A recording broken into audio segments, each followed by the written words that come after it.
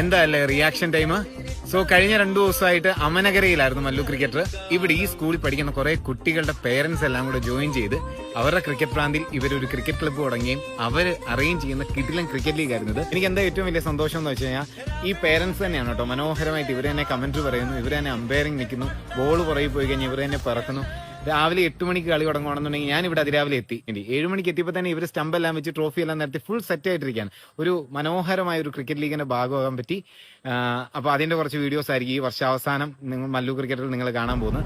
Committee മാത്രമല്ല ഇവിടുത്തെ നാട്ടുകാരും പ്ലേയേഴ്സും എല്ലാം അടിപൊളിയായിരുന്നു. നമുക്കൊരു കിടിലൻ എക്സ്പീരിയൻസ് ആയിരുന്നു. പിന്നെ ഈ സോഫ്റ്റ് ബോൾ എങ്ങനെയാണ് തിരിക്കാൻ പറ്റണമെന്ന് എനിക്കറിയില്ല. അടിപൊളിയായിട്ട് എറിയുന്ന കുറെ ബോളേഴ്സ് ഉണ്ടായിരുന്നു കേട്ടോ. ഭയങ്കര മാജിക്കൽ ബോളിംഗ്. സോ നല്ല ബാറ്റ്സ്മാൻമാരും ഉണ്ടായിരുന്നു. സോ ടോട്ടലി ഒരു കിടിലൻ ക്രിക്കറ്റ് ലീഗോടെ 2025 നമ്മൾ എങ്ങനെ തുടങ്ങിയോ അതിന്റെ ട്രിപ്പിൾ എഫക്റ്റിൽ അവസാനിപ്പിക്കാൻ മല്ലു ക്രിക്കറ്റർക്ക് പറ്റി. അപ്പൊ മുന്നോട്ടും കുറെ കിടിലൻ ടൂർണമെന്റുകളായിട്ട് നിങ്ങളുടെ മുന്നിലെത്തുന്നതാണ്.